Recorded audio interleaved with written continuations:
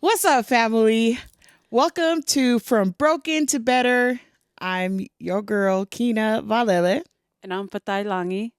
and we are so happy that we have a special guest tonight to break bread with all of us. So, Yes.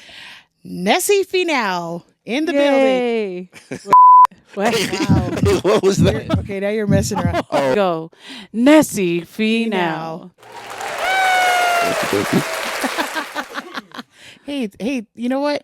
This is we're feeling very professional even more because we have this fancy equipment. So excuse us if we're, feeling a little different. Well, at least I am speaking for myself. We want Nesi to introduce himself and kind of let you guys know about him, the line of work that he does, and also so you guys can understand why we brought him on the podcast. And again, the topic of discussion that we're on, we're really been heavy on trauma informed care. So go ahead, Ness. My name is Nesi Finau. I was their last resort because couldn't make it on the pod. So I am currently working with our school district, with our Title I middle school, as a dean. So I oversee a lot of behaviorals with our kids, and just better, to help our teachers better understand our kids, especially that comes from tough places. I've worked in the child care industry for 13 years. I started with mental health facilities, lockdown facilities, and then I transferred from there to juvenile services, from juvenile services over to group home and foster care with my sisters, and then now I hit the quadfecta working in the school district with our kids here in our community. That's tight. Let me just push that. I'm listening to him explain all that, and I'm like, you worked in for 13 years, and how you work with kids and you don't have kids of your own? That's why I don't have kids. No, we really appreciate you. Thank you for sharing all that. Isn't it crazy? Well, no, it's not crazy. It's actually very uplifting to know that we have male, that does this line of work, working with children, which brings back to, you know, Nessie working with our foster kids. He too, you were a foster parent at one point.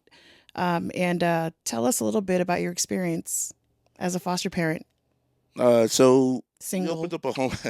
We opened up a home a while ago. Yeah. It was the first home, right? Yep. It was Yep. the first home, and mainly boys, teenagers. And I think we had like what 10, 12 boys came through there. Under your care. Oh yeah. About 12. They were pretty tough kids. They were very special in their own ways. I think one of them was they couldn't be around any other kids, right? Younger than them. We had kids who were just behaviorally just challenged. They couldn't sit still. They were just being defiant all the time. So I learned a lot about myself during those 3 4 years. The idea that people think that the kids that come from the kids that are being pulled from their home, pulled from what they've ever known for X amount of years, and going into strangers' homes, and to think that there are zero behaviors is absolutely wild. Some of the behaviors are, obviously there is a honeymoon phase, right? Kids are trying to see what the foster parents or the staff in the house are like. So, you're always going to get your first 2 3 weeks of great behavior. Nothing wrong with the kids. Yes sir, no sir, yes ma'am, no ma'am. Cleaning up their room every morning, and then once they get a good feel of what they can get over on you, The honeymoon phase. the honeymoon phase phases, right? It phases out, and then next thing you know, you get called the biggest B word in the world because you said no to their second bowl of cereal, Right. or you asked them to clean their room because you found 5 packets of Simenia in under their bed. Hmm. You know what I mean? So hoarding, right? So there's so many things that come in. My first kid that I ever had, uh, direct one-on-one. So his file was pretty big, and there was more no's than yeses, right? A lot of the no's were can't be around any kids younger than him. This kid had to be within like an arm's length Line from of sight. line of sight. Like it was pretty intense. Right. Kid stabbed me with the fork. Remember when? Yeah. Like it was yeah, it was pretty intense. So um, Did you feel? Did you feel being a new foster parent? Like, what were your feelings? Did you feel like you were Superman, that you were gonna treat him like you would treat your nieces and nephews? Type of love. Like, what kind of love did you show him? Or going into it, transferring from juvenile services, like I had this idea of like the home being ran in a very not militant way, but it had to be very time structured. Like there's a like our boys, because they're teenagers and they're about to age out, they a lot of our teens don't understand the the importance of time. I deal with it now with our middle school kids. So it was important for me to be like, all right, everybody's gonna wake up at 6. Everybody's out the door by 6:30 or 6:45. I was rudely mistaken, and, Mm. and I think for me it was a humbling moment for me because I thought that I had all my stuff together. I thought I was gonna be the Mm. Superman to the kids. I Mm. thought because I just did a 3 year stint with mental health lockdown facility. I learned all those skills over there. yeah, I learned, and then going into juvenile services, I learned like what the worst of the worst looks like. Mhm. And then rest in peace, Danny. He talked me into. It was like, yeah, bro, just we'll open up this house. And so, yeah, it was a lot. It was a lot that now looking back, I could laugh on it, laugh But at the about it. time, it But yeah, was. it was brutal for sure. So, what do you think? Because typically this line of work, a lot, it's like definitely like female dominant as far as like the caregiving side of it. But I think the curiosity and the question would be, as far as from the male figure, like what what do you believe, like the value that you were trying to give and trying to add to the boys that were coming through your home? What was it that you were trying to do with them? I think for me when I look back on those years, I was just trying to let the boys know like, hey, this too shall pass. Mm. Like this, it's gonna be fine. You're gonna be fine. You're in a safe environment. You're in a safe place. Not only that, being a male, like there's this sense of security that a lot of our boys would get, right?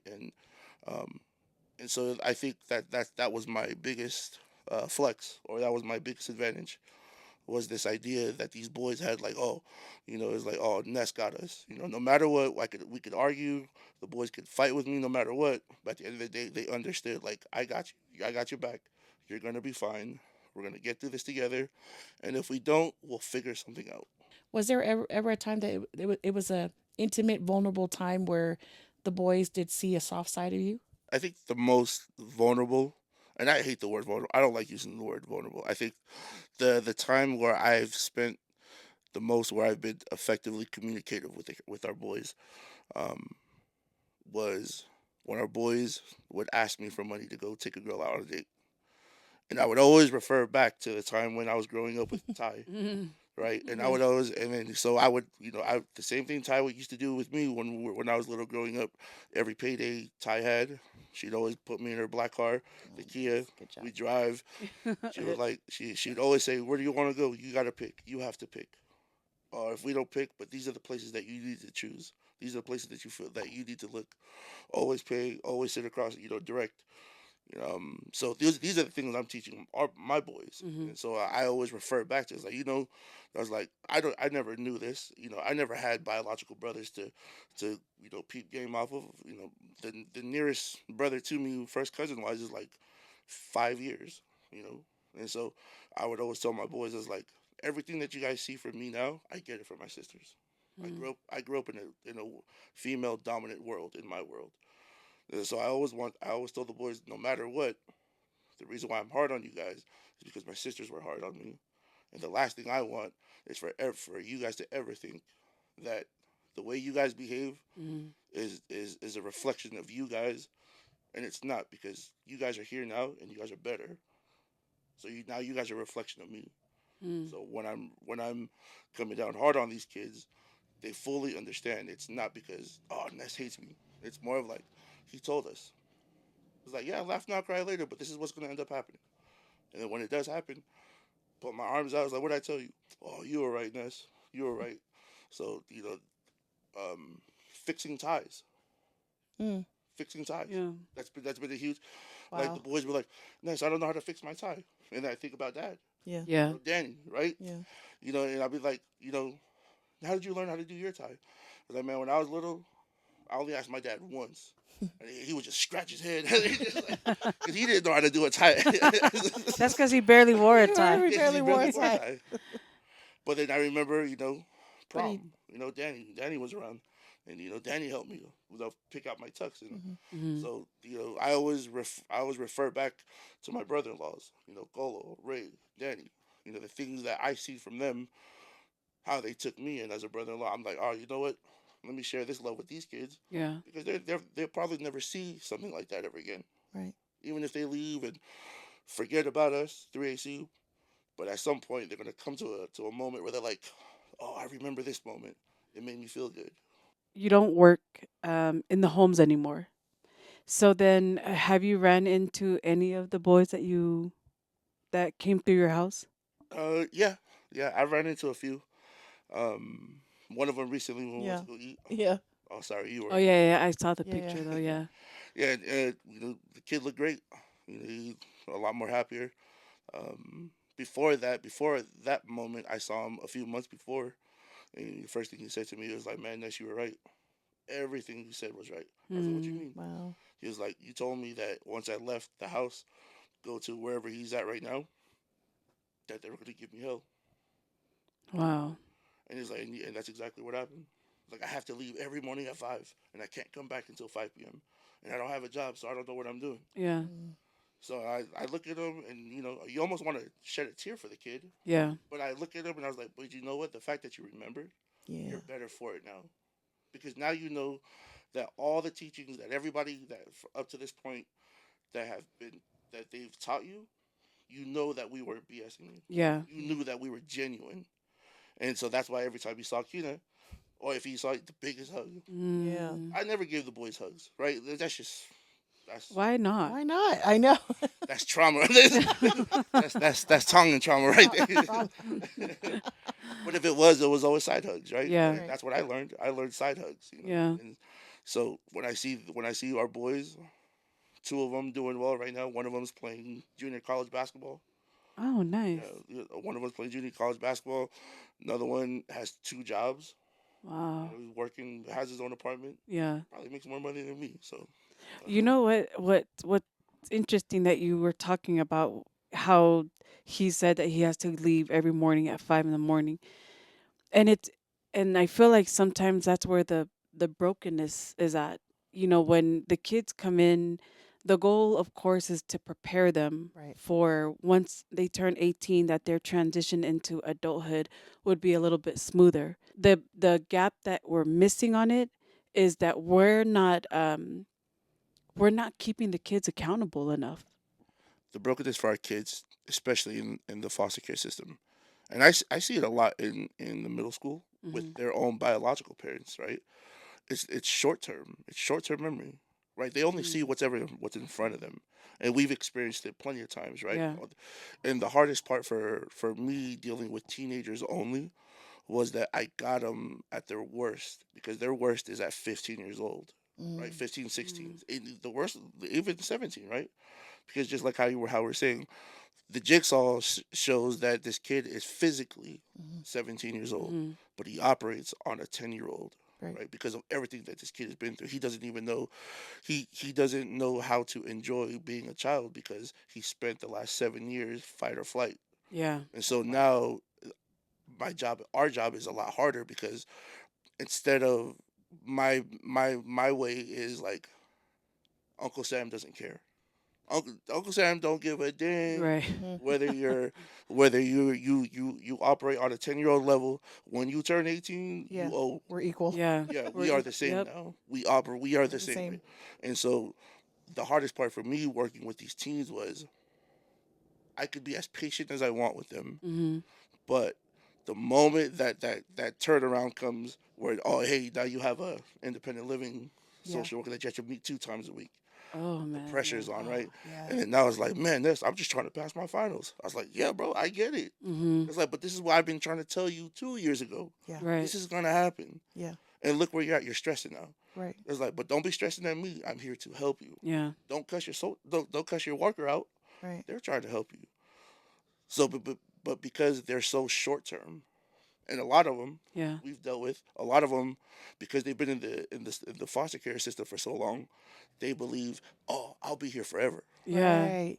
Yeah. So it's like, oh yeah, I'll put that off. I'll put Yeah. that off. Yep. Oh, In they'll one adopt in me. ear, out the other. They don't Oh, care. I'll carry their last name at some point. You know what I'm Yeah. saying? Like whatever they may be. Yeah. But like that's the hardest part. Like, But you know, like I want to believe too that it's safety. Right. That the comfort of them not wanting to look for a job Right. or not wanting to do more. Like, you know, we've had a teen in our home where that's what they felt like. Okay, I already got the I already know how to drive. I already know you taught me this. You taught me to do laundry. We already learned about credit score and all of that stuff. But it's like you learned about it. Now you got to do it. Yeah. You know, you got to live it. You got to life it and experience what that's like. And I think those are the gaps. Is that yeah? While I understand that there are trauma reminders, there's triggers that come that happen while we're lifing because of like traumatic events that you've been through, but the world doesn't stop. Mm-mm. Change is constant. Yeah. And that's what scares them. Yeah, it scares them because it's like Terrifies them. I can't help but to think the last youth that was separated from you because he turned 18 years old. Mm-hmm. It was like, boom, I'm 18, Yeah. and now like what's next? What's and, next? and they wanted it, right? Right. Yeah, And they they've wanted it. been They're like, looking I forward cannot Been to looking it. wait. forward to it. Yeah. Yeah. I You can't know, wait. And When we think about they're separated from their family of birth mm-hmm. because of choices that their parents Parents made. made. Right. And so then like while they're trying to survive in the system and then you know their identity changes a lot because of how many times they're separated from this foster family to that foster family and then they pick up this behavior and that behavior that by the time that they do land with a family that they actually feel safe with, Yeah. they just want to feel safe. That's all.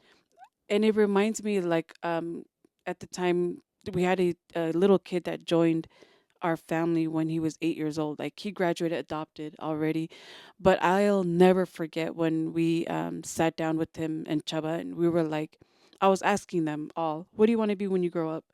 All the boys, and when it got to him, he just stared at me like, I don't know. And I always told people the reason why they don't know because they're busy figuring out if I'm gonna still be here. Right. Am I gonna have food to eat tomorrow? Same thing with me too. You know, and that's the part of it where we have to think like, where is the gap then? Right. Because I just heard recently because we have a teen that's gonna be transitioning out is like, well, you need to find a job so you know how to sustain yourself.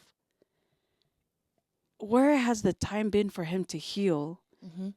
You know, and this is, and I don't know that it's necessarily anybody's fault Yeah.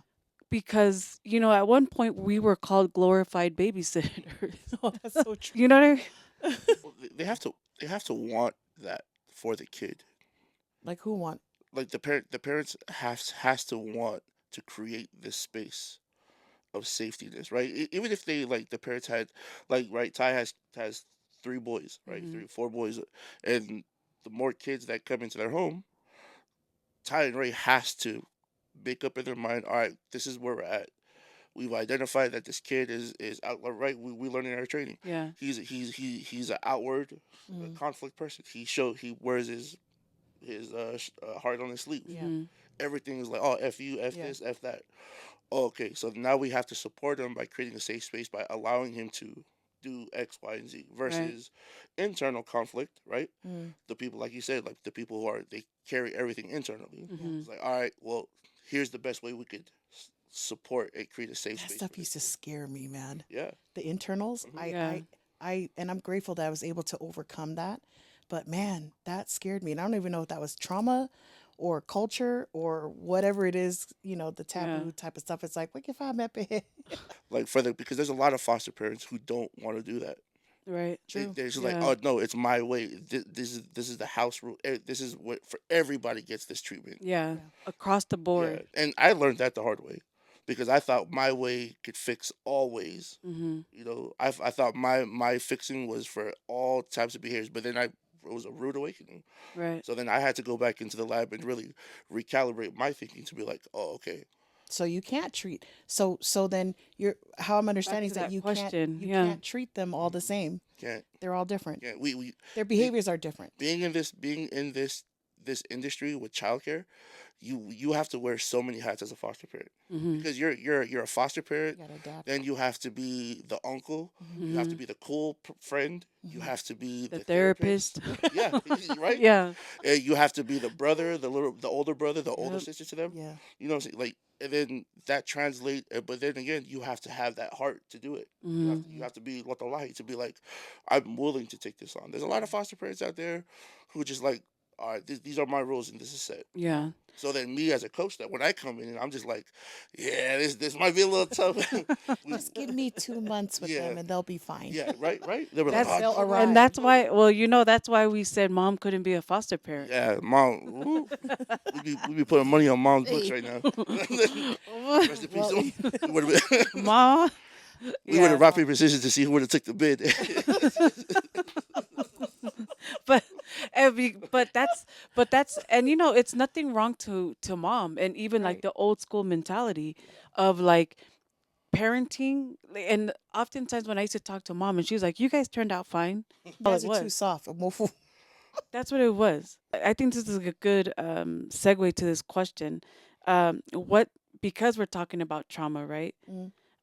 How has trauma informed care changed you as a person? Do you all know what? When I was I was more embarrassed when I for myself when I when I had arrived to realize that the way that I thought trauma was that I had trauma because I Mm, thought that I didn't have trauma. But when I got into when I got into this and then it was, I was coached in that and trained in that to really see that I also carry trauma mm-hmm. for myself in my own, in my own way, but um which really humbled me a lot. Mm-hmm. It really humbled me a lot, and I got to even have a better relationship to kind of understand. It was almost kind of like a mirror, And Yeah. I'm not saying like remember my age is different from Yeah, you we know. guys. Hey, sir, Just don't kidding. that's not. Well, what I'm saying is that Mm, being the oldest, I got to see a lot of things, during that era, mm-hmm. of what mom and dad, survival mode. Yeah. Again goes back to like foster parents. They chose certain things because going out the angapeya, that's what they thought what was best. Yeah. And so me as the oldest, I was the firstborn favorite child. Yeah. Yep. We know that for a fact. You know. But yeah, yeah, that's where I come out with that one. It really humbled me a lot. Um, How about you, Ness? How has trauma informed care changed you as a person? um, I think it changed me in uh, a more methodical way. Like Mm-hmm. like my life, it changed my life for sure. And because before I learned trauma informed care, I was really just living life just how I wanted it to be lived. Like right, like whatever I wanted to do, I'll do it. I don't care about anything else, anyone else. But then the moment I got into trauma informed care, it was like, okay, now I understand my actions. Mm-hmm. It's not just me. It's like the people that care for me. Right. So it's like if I do something bad, it's not I don't take it all on myself because the people that care for me is gonna take a part of that because they care for me. Mm-hmm. So being a part, so like